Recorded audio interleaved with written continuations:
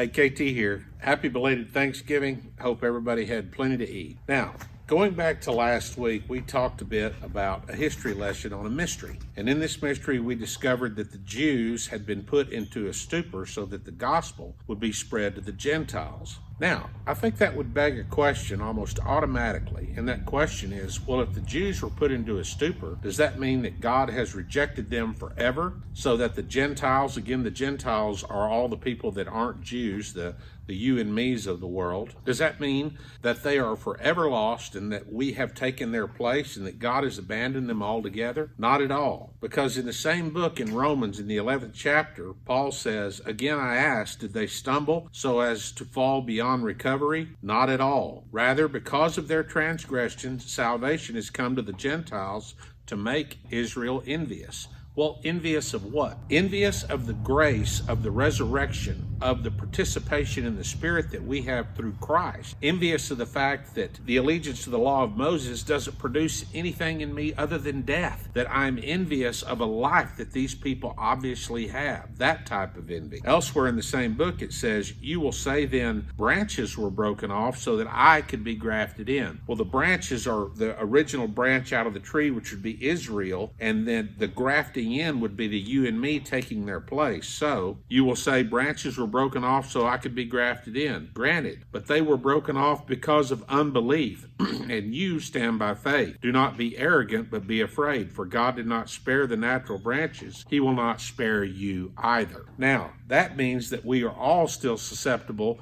to being partakers in belief. It is through belief in this resurrection that we are saved. If we reside in unbelief, that's how we remain lost. But through belief, we are participants. And the Jews resided in unbelief for a time, because elsewhere it also says, as far as the gospel is concerned, they are enemies on your account, meaning on the account of the Gentiles. But as far as the elect is concerned, they are loved on the account of the patriarchs. And Israel has experienced a hardening in part until the full number of Gentiles has come in. And so then all of Israel will be saved. So once all this occurs, Israel will come out of the stupor. They will be participants in belief along with you and I, and we can all be inheritants under the resurrection that's been promised through the gospel.